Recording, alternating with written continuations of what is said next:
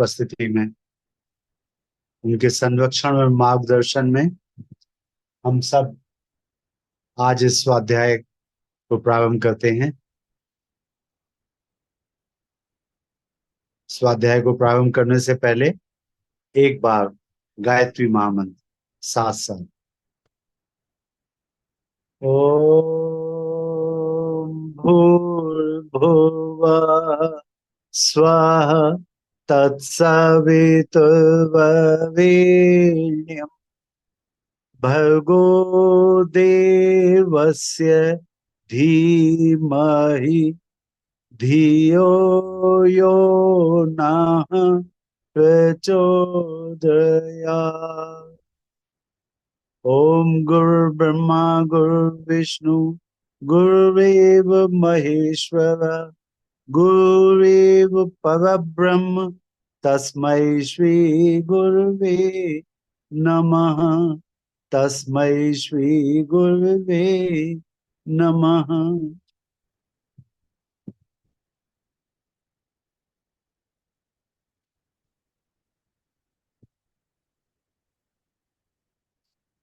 पांच प्राण पांच देव। परम पूज्य गुरुदेव ने अपने इस स्वाध्याय में हम लोगों को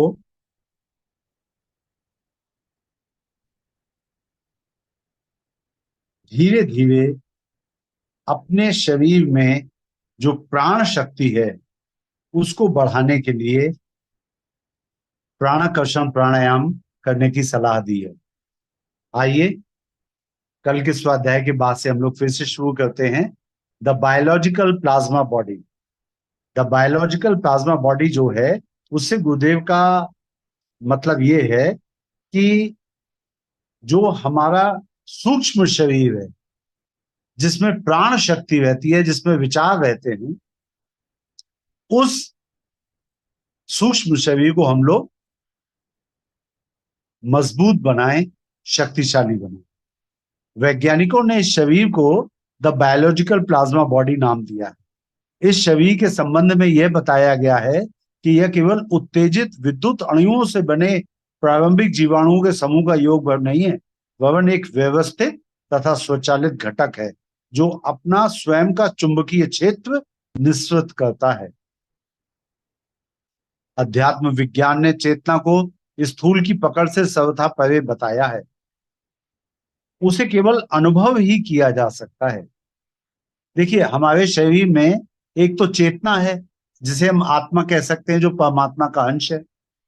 परिष्कृत आत्मा ही परमात्मा होती है, पर यह सूक्ष्म है। और जो हमारा शरीर है, जिसे फिजिकल बॉडी हम समझते हैं, जिसे हम छू सकते हैं, देख सकते हैं, ये फिजिकल बॉडी ये स्थूल है। तो स्थूल शरीर और चेतना बिल्कुल अलग अलग तरह की चीजें हैं। इस चेतना को केवल अनुभव किया जा सकता है। फिर भी प्राणियों का शरीर निर्मित करने वाले घटकों का जितना विवेचन विश्लेषण अभी तक हुआ है, उससे प्रतीत होता है कि आज नहीं तो कल विज्ञान भी इस तथ्य को अनुभव कर सकेगा कि चेतना को स्थूल यंत्रों से नहीं, विकसित चेतना के माध्यम से ही अनुभव किया जा सकता है। द बायोलॉजिकल प्लाज्मा बॉडी का अध्ययन करते हुए वैज्ञानिकों ने उसके तत्वों का भी विश्लेषण किया।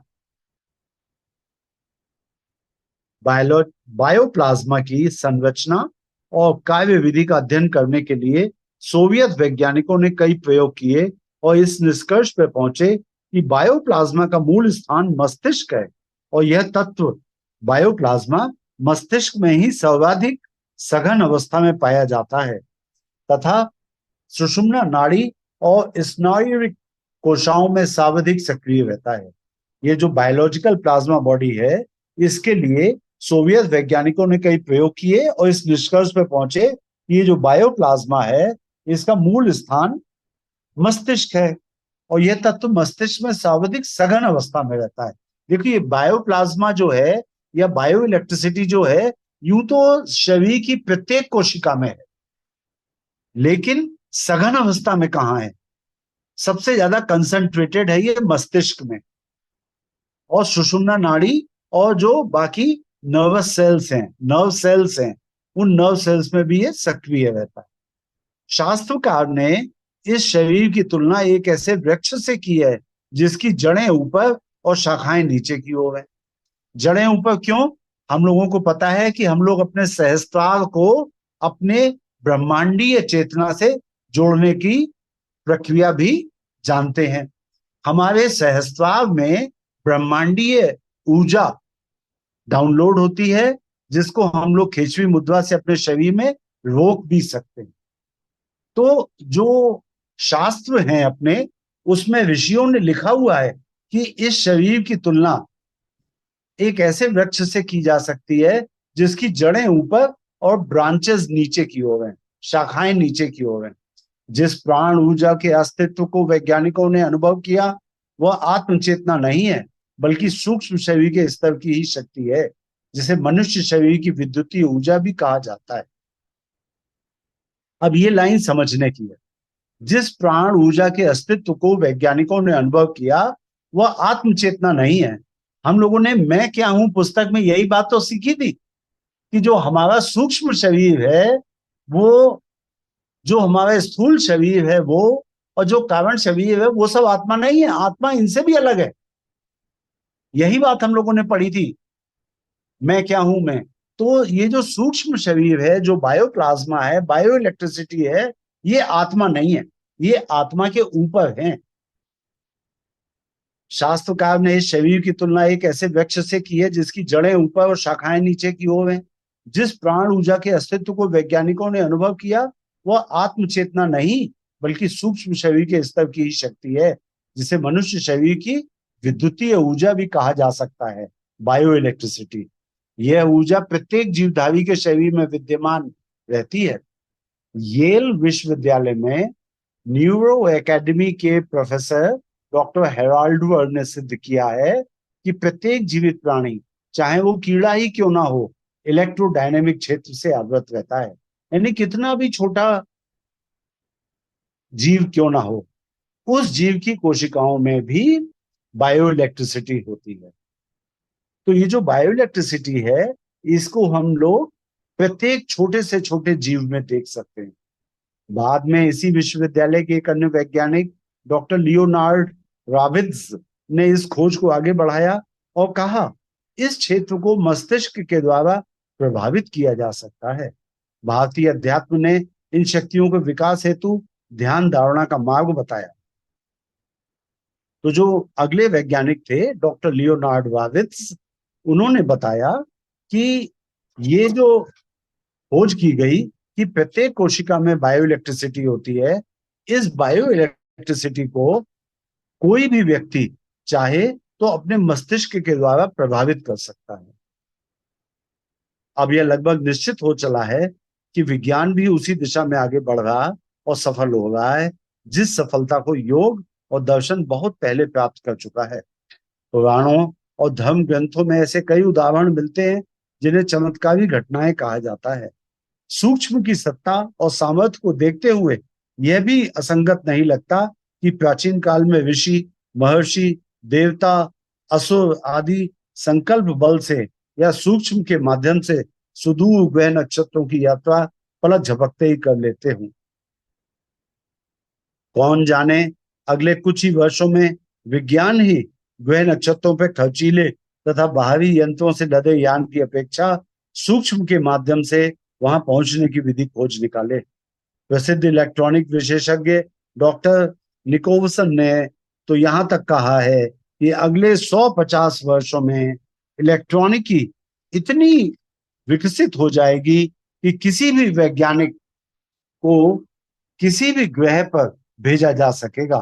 करोड़ों मील दूर स्थित ग्रह पर बैठा कोई वैज्ञानिक किसी गुत्थी के बारे में पूछेगा तो उसे कहा जा सकेगा कि 1 मिनट रुकिए, अभी पहुंच रहा हूं। और यह सब सूक्ष्म शरीर के द्वारा ही संभव हो सकेगा। शरीर केवल वह एक ही नहीं है जिसे हम धारण किए हुए हैं, और जो दिखता अनुभव होता है उसके भीतर 2 और शरीर हैं जिन्हें सूक्ष्म और कारण शरीर कहते हैं। इनमें सूक्ष्म शरीर अधिक सक्रिय और प्रभावशाली है। मरण के उपरांत उसी का अस्तित्व रह जाता है और उसी के सहारे नया जन्म होने तक की समस्त गतिविधियां चलती हैं। गुरुदेव यहाँ पे हमें बता रहे हैं कि शरीर केवल यह एक ही नहीं है जिसे हम धारण किए हुए हैं और जो दिखता अनुभव होता है। इसके भीतर दो और शरीर हैं जिन्हें सूक्ष्म शरीर और कारण शरीर कहते हैं। सूक्ष्म शरीर में हमारे विचार रहते हैं और सूक्ष्म शरीर जो है वो हमारा मन बुद्धि इन सब से जुड़ा रहता है। इसमें सूक्ष्म शरीर अधिक सक्रिय और प्रभावशाली है। ठीक है। तो मरण के उपरांत उसी का अस्तित्व रह जाता है और उसी के सहारे नया जन्म होने तक की समस्त गतिविधियां चलती हैं। हम लोगों में से कई लोगों को अक्सर ये लगता होगा कि हमने जितनी उन्नति इस जीवन में की है अगले जीवन में हमें फिर वही सब पढ़ना पड़ेगा। भगवान श्री कृष्ण ने गीता में कहा है कि आपके चित्त में मन बुद्धि चित्त अहंकार चार परतें हो गई। तो मन और बुद्धि तो आपके सूक्ष्म के साथ चलेंगे, लेकिन उसमें जो संस्कार होते हैं वो भी आपको याद रह जाते हैं और जब तक दूसरा जन्म नहीं होता तब तक आप इस जन्म की भी सारी बातें याद रखेंगे। और चूंकि जो आपका सूक्ष्म शरीर है उसमें आपका अवचेतन मन भी जुड़ा हुआ है, तो अवचेतन मन के जुड़े होने के कारण इस जीवन के सारे संस्कार भी आपके साथ साथ रहेंगे और वो दूसरे जीवन में भी जाएंगे। वो संस्कार क्या है? जैसे माता पिता की सेवा आप करते हैं तो अगले जन्म में वो संस्कार जाएगा। मरने के उपरांत इंद्रियां, मन, संस्कार तथा पाप पुण्य साथ जाते हैं। मरने के उपरांत इंद्रियां, मन, संस्कार तथा पाप पुण्य साथ जाते हैं। मरण से पूर्व वाले जन्म का स्मरण भी इसी शरीर में बना रहता है। इसलिए अपने परिवार वालों का पहचानना और याद भी करता है। अपने परिवार वालों को पहचानता है और याद भी करता है। अगले जन्म में इस पिछले जन्म के संस्कारों को धो कर ले जाने में यह सूक्ष्म शरीर ही काम करता है। वस्तुतः मरण के पश्चात एक विश्राम जैसी स्थिति आती है। उसमें लंबे जीवन में जो दिन रात काम करना पड़ता है उसकी थकान दूर होती है। जैसे रात को सो लेने के पश्चात सवेरे ताजगी आती है, उसी तरह नए जन्म के लिए दो जन्मों के मध्य काल में जो विश्राम किया जाता है उससे नई कार्य करने की क्षमता प्राप्त हो जाती है, जिसका मृत्यु के उपरांत तुरंत पुनर्जन्म हो जाता है। कुछ केसेस ऐसे भी होते हैं, गुरुदेव बताते हैं कि दो जन्मों के बीच में समय बहुत कम लगा। तो जब समय बहुत कम लगता है तो उनकी आत्मा को विश्राम का समय नहीं मिल पाता। आदरणीय डॉक्टर साहब, यहाँ पे सबको बता सकते हैं कि परम पूज्य गुरुदेव की लिखी हुई पुस्तक मरने के बाद हमारा क्या होगा, उसमें ये पूरे विस्तार से दिया है गुरुदेव ने। तो जिन्होंने भी ना बिल्कुल। पढ़ी हो वो उसको पढ़ सकते हैं। हाँ, उस पुस्तक को पढ़ सकते हैं। उसमें गुरुदेव ने बहुत विस्तार से बताया है कि जब हम मरते हैं तो क्या होता है। एक एक बात उन्होंने बताई है कि मरने के ठीक एक दो मिनट पहले आप 2 मिनट में आप अपने पूरे 80-90 साल के जीवन की एक एक घटना, एक एक पल, आपने जिस जिस व्यक्ति से जो कुछ कहा है वो सब आपको तुरंत स्मरण हो जाएगा। उसके बाद जब आप ये शरीर छोड़ेंगे तो आपका मन, आपके संस्कार और इस जीवन की सारी बातें, सारे रिश्ते नाते सब आपको याद रहेगा तब तक जब तक कि आप दूसरा जीवन नहीं धारण कर लेते। और गुरुदेव ने उस पुस्तक में लिखा है कि दो जीवन के मध्य में लगभग 12 साल का समय होता है। 3-3, 4-4 साल के 3 पीरियड होते हैं। मान लीजिए 12 साल तक आप दो जीवन के मध्य में रहे तो 4-4 साल के 3 पीरियड। 9 साल रहे तो 3-3 साल के 3 पीरियड। पहले पीरियड में आप रेस्ट करते हैं, एक्चुअली सो जाते हैं। और जो जितनी लंबी आयु पूर्ण करके जाता है उतना ज्यादा सोता है। छोटे बच्चे की डेथ हो जाती है, वो थोड़ी देर में फ्रेश हो जाएगा। 80 साल का वृद्ध व्यक्ति की डेथ होगी तो वो पूरा 4 साल तक सोएगा। बीच वाले 4 साल में वो अपने पिछले जीवन में जो जो काम किए हैं, गलत काम किए हैं तो उसके लिए माफी मांगेगा परमात्मा से। अच्छे काम किए हैं तो परमात्मा का शुक्रिया अदा करेगा। और जो जो बातें उससे गलत हुई हैं उसके लिए उसको सजा मिलेगी। वो सजा जो है उसका एक सिस्टम दिया हुआ है गुरुदेव ने। बाद वाला जो 3-4 साल का पीरियड है, तीसरा पीरियड है 4 साल का, उसमें फिर वो चिंतन करेगा। मुझसे इस जीवन में क्या गलतियां हुई, क्या करना चाहिए था, क्या नहीं किया। पूज्य गुरुदेव के मिशन का काम करना चाहिए था, अपने शरीर के पेट भरने में ही लगे रहे, मिशन का काम नहीं किया। गुरुदेव ऐसा कुछ करिए कि हमारा मन केवल आपके चरणों में लगा रहे, या जो कुछ भी प्रण कर ले वो, अगर उसको लगता है कि उस जैसे ही, क्योंकि वो 2 जन्मों के बीच के पीरियड में पहुंचता है, तो उसका अवचेतन उसको दिखाई देने लगता है। अवचेतन मन में शुरू से लेके, सृष्टि के आरंभ से लेके आज तक जितने आपके जन्म थे, प्रत्येक जन्म में आपका क्या नाम था, क्या आपने काम किया, क्या गलत काम किया, कहाँ चोरी की, कहाँ व्यभिचार किया, कहाँ भाई भाई की गर्दन मरोड़ दी, या हमने कहीं किसी का हक मार दिया, पिता की संपत्ति में अपने भाई को सब पैसा नहीं दिया। ये सब एक एक जन्म की एक एक छोटी छोटी घटना आपको पता चल जाएगी।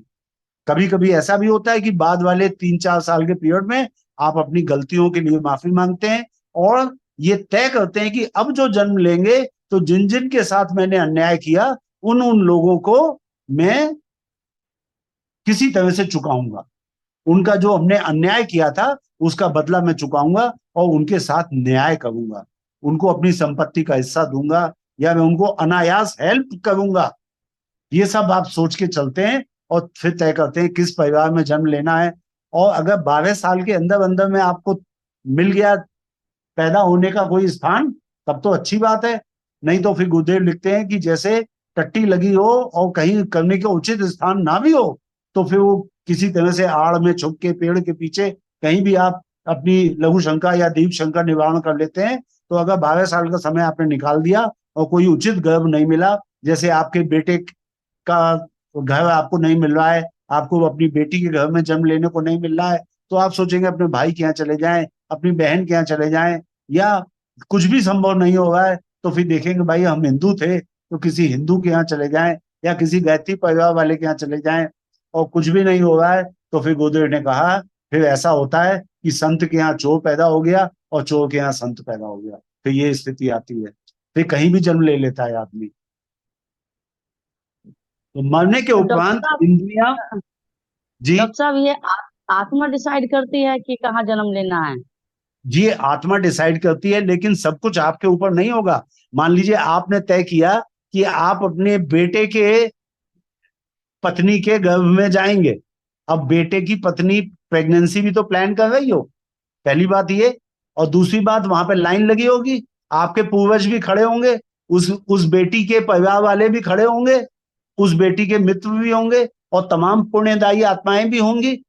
अब तो देखिए, अभी हमारे मिशन में ये बिल्कुल क्लियर है कि आने वाले समय में और आप देख भी रहे होंगे, जितने उन्नतिशील देश हैं वहां पे जन्म दर कितनी घटती जा रही है। तो जन्म लेने वाली आत्माओं की गिनती ज्यादा है और जन्म लेने के अवसर कम है। तो फिर वहां पे आप शांति से बात करते हैं कि भाई ये इस गर्भ में मुझे आ जाने दीजिए, अगर मैं इस गर्भ में जाऊंगा तो मैं निश्चित रूप से समाज सेवा करूंगा, मैं आश्वासन देता हूं आपको। बाकी आत्माओं से कहना पड़ता है आपको। तो ये आपस में तय करना पड़ता है। और भी तमाम लोग, प्रतिद्वंदी लोग रहते हैं कि मैं जाऊंगा इस गर्भ में, कोई कहेगा मैं जाऊंगा, फिर आप अपना बात बताएंगे, तो वहां लड़ाई झगड़ा तो कर नहीं सकते। आत्मबल की बात है। बाकी गुरुदेव रहे, माँ है, इस तरह से पवित्र आत्माएं हैं जो डिसाइड करती हैं कौन क्या करेगा। ठीक है। हाँ, लेकिन काफी हद तक आपका डिसीजन रहता है, आत्मा चुनती है कि हम किस माँ बाप के पास जाएं। मरने के उपरांत इंद्रियां, मन, संस्कार तथा पाप पुण्य साथ जाते हैं। मरण से पूर्व वाले जन्म का स्मरण भी इसी शरीर में बना रहता है। ये बहुत इंपॉर्टेंट बात है। ये जो सूक्ष्म शरीर है इसमें ही अवचेतन मन होता है। और मैंने आप लोगों को बताया कि अमेरिका के कई यूनिवर्सिटीज ने ये स्टडी करके बताया है कि चेतन मन से अवचेतन मन की शक्तियां बहुत अधिक हैं, बहुत ज्यादा शक्तियां हैं। तो उस अवचेतन मन में आपके पूर्व के सभी जन्मों का रिकॉर्ड बना रहता है, इसलिए अपने परिवार वालों को पहचानता है और याद भी करता है। अगले जन्म में इस पिछले जन्म के संस्कारों को ढोकर ले जाने में भी यह सूक्ष्म शरीर ही काम करता है। वस्तुतः मरण के पश्चात एक विश्राम जैसी स्थिति आती है। उसमें लंबे जीवन में जो दिन रात काम करना पड़ता है उसकी थकान दूर होती है, जैसे रात को सो लेने के पश्चात सवेरे ताजगी आती है, उसी तरह नए जन्म के लिए इस मध्यकाल के विश्राम से फिर कार्य क्षमता प्राप्त हो जाती है। जिनका मृत्यु के उपरांत तुरंत पुनर्जन्म हो जाता है, विश्राम न मिल पाने से थकान बनी रहती है और शरीर तथा मन में अस्वस्थता देखी जाती है। सूक्ष्म शरीर इस जन्म में भी स्थूल शरीर के साथ ही सक्रिय रहता है। रात्रि को सो जाने के उपरांत जो स्वप्न दिखते हैं वह अनुभूतियां सूक्ष्म शरीर की ही हैं। दिव्य दृष्टि, दूर श्रवण, दिव्य दृष्टि जैसे महाभारत के युद्ध को संजय भैया ने देखा, दिव्य दृष्टि मिली थी उनको। दूर श्रवण, दूरदर्शन, विचार संचालन, भविष्य ज्ञान, देव दर्शन आदि उपलब्धियां भी सूक्ष्म शरीर के माध्यम से ही होती हैं। प्रत्याहार, धारणा, ध्यान और समाधि की उच्च स्तरीय योग साधना द्वारा इसी शरीर को समर्थ बनाया जाता है। प्रत्याहार का मतलब आप सबको पता होगा, प्रति आहार। आहार का मतलब होता है भोजन करना, और प्रति आहार मतलब अंदर में जो गंदगी है उसको निकालना। पहले अंदर की गंदगी को खाली करो, तब अच्छी चीजें अंदर ले सकते हो। तो प्रत्याहार, धारणा, ध्यान और समाधि की उच्च स्तरीय योग साधना द्वारा इस सूक्ष्म शरीर को समर्थ बनाया जाता है। विद्धियां और सिद्धियों का स्रोत इस सूक्ष्म शरीर को माना जाता है। स्थूल शरीर तो मृत्यु के साथ ही समाप्त हो जाता है। नया शरीर तुरंत ही नहीं मिलता, उसमें देर लग जाती है। इस मरण और जन्म के बीच की अवधि में प्राणी को सूक्ष्म शरीर का सहारा लेकर ही रहना पड़ता है। अब जो बोल रहे हैं हम लोग, ये परम पूज्य गुरुदेव ने बहुत इंपॉर्टेंट बातें बताई हैं, इसको आप याद रखिएगा। शरीर धारण कर लेने के बाद भी उसके अंतर्गत सूक्ष्म शरीर और कारण शरीरों का अस्तित्व बना रहता है। तो जो इस जन्म में आपके सूक्ष्म शरीर और कारण शरीर हैं, तो मृत्यु के बाद ये तो बने रहेंगे, लेकिन जब आप नया जन्म धारण कर लेंगे तो आपके सूक्ष्म शरीर और कारण शरीर फिर से अस्तित्व में बने रहेंगे। जो बीच में भी थे और नया स्थूल शरीर धारण किया, बच्चा बन गए आप, तो दोबारा जब पैदा होंगे तो वही सूक्ष्म शरीर और कारण शरीर फिर से मिल जाएंगे। अतीन्द्रिय ज्ञान उन्हीं के द्वारा होता है और उपासना साधना द्वारा इन्हीं दो अप्रत्यक्ष शरीरों को परिपुष्ट बनाया जाता है। फिर से गुरुदेव बता रहे हैं कि इस सूक्ष्म शरीर को पुष्ट कैसे किया जाएगा, इस सूक्ष्म शरीर को मजबूत कैसे किया जाएगा। इसको मजबूत करेंगे आपकी उपासना साधना के द्वारा। उपासना और साधना द्वारा इन्हीं दो अप्रत्यक्ष शरीरों को परिपुष्ट बनाया जाता है। यह अंदर का शरीर यदि बलवान हो तो बाह्य शरीर में तेज, शौर्य, प्रकाश, बल और ज्ञान की आभा सहज ही प्रस्फुटित दिखती है। उत्साह और उल्लास भी सूक्ष्म शरीर की निरोगता का ही परिणाम है। गुरुदेव कह रहे हैं, अगर आपका सूक्ष्म शरीर निरोगी है, शक्तिशाली है, तो आपके स्थूल शरीर में तेज, शौर्य, प्रकाश, बल और ज्ञान की आभा दिखाई देगी और उत्साह और उल्लास मिलेगा। इसका मतलब अगर कोई व्यक्ति आपके पास आता है, उसमें उल्लास की कमी है, उसमें उत्साह नहीं है, अगर वो निरुत्साहित है और बिल्कुल ढीला पोला पड़ा हुआ है, तो आप समझ लें उसका सूक्ष्म शरीर बिल्कुल कमजोर है।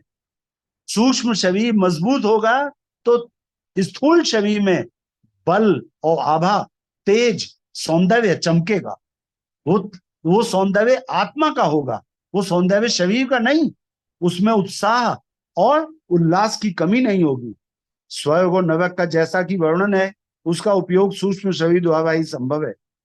दो जन्मों के बीच में आपने सुना होगा कि अच्छे काम करो तो स्वर्ग मिलता है, बुरे काम करो तो नरक मिलता है। तो ये सूक्ष्म शरीर के द्वारा भोगा जाता है। पिछले जन्म के ज्ञान, संस्कार, गुण, रुचि आदि का अगले जन्म में उपलब्ध होने का आधार भी यह सूक्ष्म शरीर है। भूत प्रेतों का अस्तित्व इसी परोक्ष शरीर पर निर्भर है और दिव्य अनुभूतियां, योग की सिद्धियां, स्वप्नों पर परिलक्षित सच्चाइयां आदि प्रक्रियाएं सूक्ष्म शरीर से ही संभव हो सकती हैं। जो गीता प्रेस गोरखपुर के जनक हैं, जिन्होंने गीता प्रेस गोरखपुर प्रारंभ किया, हनुमान प्रसाद पोद्दार जी, उनका एक छोटा सा यूट्यूब पे एक ब्लॉग पड़ा हुआ है। वो लिखते हैं कि एक बार मैं बॉम्बे में चौपाटी पे समुद्र के किनारे बैठा हुआ था, सीमेंट की बेंच पे, और बैठा हुआ कुछ पढ़ रहा था। इतने में मैंने देखा कि उनकी सीमेंट की बेंच के बगल में एक आदमी आके खड़ा हो गया। तो वो अपना पढ़ते रहे, बहुत देर हो गई तो उन्होंने देखा वो फिर वहीं खड़ा है, वो कुछ नहीं, फिर पढ़ते रहे। 2-3 बार उनका ध्यान गया, उनको लगा कि ये भी खड़े हैं बेकार में, तो उन्होंने कहा आइए बैठ जाइए, और थोड़ा खिसक गए। तो जैसे ही उन्होंने कहा आइए बैठ जाइए, तो वो व्यक्ति बोले देखिए पहले आप बोले हैं, अब मैं आपसे बात कर सकता हूं। तो उन्होंने कहा क्या मतलब? उनका देखिए मैं मनुष्य नहीं हूं, हमें आपसे बात करने की इजाजत नहीं है, लेकिन आपने पहले बात करी तो अब मैं आपसे बात कर सकता हूं। तो उन्होंने कहा आप कौन है? तो उन्होंने कहा मैं प्रेत हूं, और आपसे एक निवेदन करने आया हूं, क्योंकि आप बहुत संत हैं, आप मेरे नाम से भगवान का कीर्तन करा दीजिए 4-5 घंटे, और मेरे नाम, अपना नाम बताया, मेरे नाम के लिए आप गया में श्राद्ध तर्पण करा दीजिए। तो वो जो व्यक्ति था, हमनान प्रसाद पोद्दार जी ने लिखा कि वो व्यक्ति कपड़ों से पारसी दिखाई दे रहा था। उन्होंने कहा भाई साहब आप देखने में तो पारसी लगते हैं, फिर आप ये भगवान का भजन और कीर्तन और गया में श्राद्ध तर्पण की बात क्यों कर रहे हैं? तो कहने लगे देखिए जी आप बेकार की बातें ना करिए, आप तो बहुत बड़े संत हैं, आप तो सब जानते ही हैं, ये तो इस लोक की बातें हैं, उस लोक में मैं जानता हूं सनातन ही सब कुछ है, सनातन धर्म ही सब कुछ है। मैं पारसी तो था इस धरती पे, लेकिन मैं जानता हूं कि वहां पे सूक्ष्म में क्या होता है। तो हनुमान प्रसाद पोद्दार जी लिखते हैं कि उन्होंने उस बात पे विश्वास किया, और जब वो लौट करके गए अपने गीता प्रेस गोरखपुर ऑफिस में, तो उन्होंने उस व्यक्ति का नाम याद रखा, और उसके नाम से उन्होंने 4-5 घंटे का कीर्तन करवाया, भगवान के भजन करवाए, और एक अपने कर्मचारी को भेज करके वो नाम बता करके उसका गया में श्राद्ध और तर्पण कराया। तो हनुमान प्रसाद पोद्दार भाई साहब कहते हैं कि वो व्यक्ति उनको एक बार फिर दिखाई दिया कुछ समय के पश्चात, और उसने उनको थैंक यू कहा, और उन्होंने कहा एक बात बताऊं आपको, सूक्ष्म में मैं ऐसे और कई लोगों को जानता हूं जो आपको जानते हैं, वो लोग भी रिक्वेस्ट कर रहे हैं कि उनके लिए भी कुछ कर सकते हैं आप। तो ये यूट्यूब पे मैंने पोद्दार भाई साहब का एक संस्मरण पढ़ा। ये मैंने आपको इसलिए बताया सिर्फ कि अक्सर आपको तमाम ऐसे लोग मिल जाएंगे जो कहेंगे अरे ये सब बेकार बातें हैं, स्वर्ग और नरक जैसा कि वर्णन है उसका उपयोग सूक्ष्म शरीर द्वारा ही संभव है। पिछले जन्म के ज्ञान, संस्कार, गुण और रुचि आदि का अगले जन्म में उपलब्ध होने का आधार भी है सूक्ष्म शरीर है। भूत प्रेतों का अस्तित्व इसी परोक्ष शरीर पर निर्भर है, और दिव्य अनुभूतियां, योग की सिद्धियां, स्वप्नों पर परिलक्षित सच्चाइयां आदि प्रक्रियाएं सूक्ष्म शरीर से ही संभव हो सकती हैं। इतिहास पुराणों में सूक्ष्म शरीर का अस्तित्व सिद्ध करने वाली अनेक घटनाओं का वर्णन मिलता है।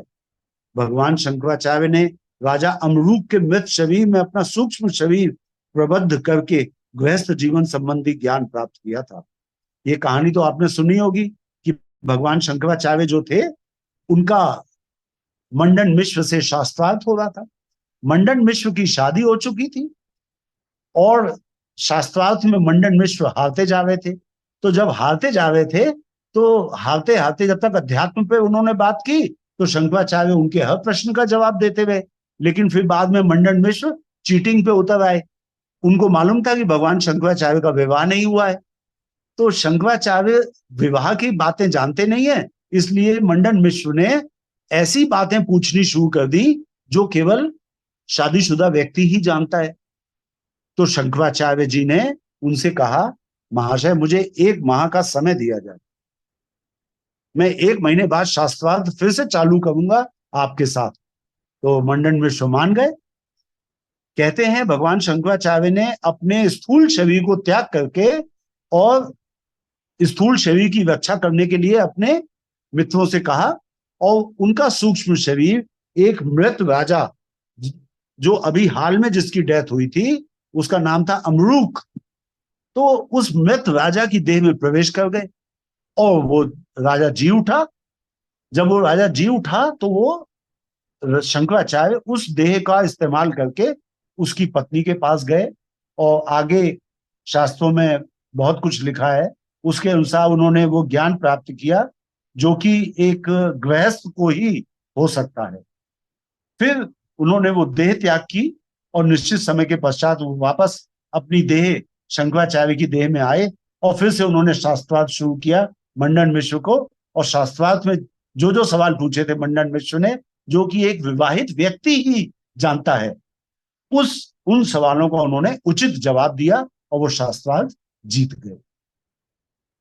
रामकृष्ण परमहंस ने महाप्रयाण के उपरांत भी विवेकानंद को कई बार दर्शन तथा परामर्श दिए थे। पुराणों में तो पग पग पर ऐसे कथानकों का उल्लेख है।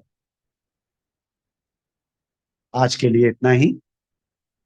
आगे फिर हम लोग सर फिर से दो, शुरू दो करेंगे। शब्द बीच में ऐसे आए थे। एक हाँ एक आया था रिद्धि सिद्धि, रिद्धियां सिद्धियां। तो सिद्धियां हाँ, तो मालूम है सर, रिद्धियां क्या होती है? देखो जो सिद्धियां हैं वो भौतिक जगत से संबंधित है ना। जो रिद्धियां सिद्धियों में जो सिद्धियां हैं वो भौतिक जगत से संबंधित हैं, और रिद्धियां जो हैं वो आत्मिक जगत से संबंधित हैं। तो सिद्धि जैसे पानी पे चल लेना है ना, ये एक सिद्धि है। भौतिक जगत पे आदमी पानी में डूब जाता है, पैर रखेगा तो पैर नीचे जाना चाहिए, लेकिन अगर पानी की सतह पे चल सकता है तो ये एक सिद्धि है। जी रिद्धियां वो जो आपके अध्यात्म में आपको प्राप्त होती है, वो रिद्धियां हम किसी को दिखा नहीं सकते। वो ईश्वरीय आराधना में, साधना में उन्नति करते चलने पे आपको स्वतः प्राप्त होती चलती है। तो रिद्धि सिद्धियों में अंतर सिर्फ इतना ही है कि जो आध्यात्मिक जगत में है वो रिद्धियां, और जो भौतिक जगत में उपलब्ध होती हैं वो सिद्धियां।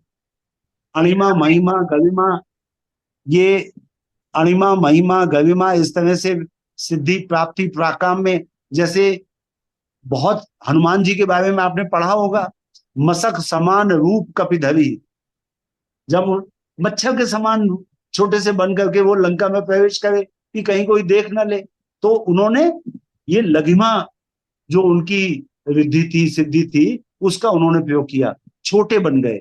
और कनक भूधरा काव शमीरा समर भयंकर अति बल भीगा, मां सीता के सामने जब गए तो माता सीता को आश्चर्य हुआ। उन्होंने कहा बेटा बाकी लोग भी सब तुम्हारी तरह छोटे छोटे बंदर हैं, तो कैसे लड़ाई लड़ी जाएगी। अरे बस जैसे ही माँ ने ये कहा तो कनक भूधवा काव शरीरा समर भयंकर बल अति वीरा, ऐसा विशाल काय हो गए भगवान हनुमान। माँ को संतोष हुआ, तब सब संतोष हुआ कि हाँ ऐसे भयंकर लोग आएंगे तब तो जरूर रावण को मार डालेंगे। जी तो ये सब अणिमा महिमा एक गरिमा शब्द यहाँ प्राप्ति। पे है महाप्रयाण, यानी कि ये जब महाप्राण का मतलब जब शरीर छोड़ शरीर को दिया। छोड़ के जाते हैं। हाँ, जैसे हम लोग साधारण लोगों की मृत्यु होती है तो साहब अंतिम दर्शन करने के लिए लोग चले गए, लेकिन जब साक्षात परमेश्वर के स्तर की चेतना इस सृष्टि से सूक्ष्म में प्रवेश करती है ये तो गुरुदेव के वो लिए कहा जाता है महाप्रयाण। कि उनका महाप्रयाण दिवस। हाँ, महाप्रयाण दिवस है।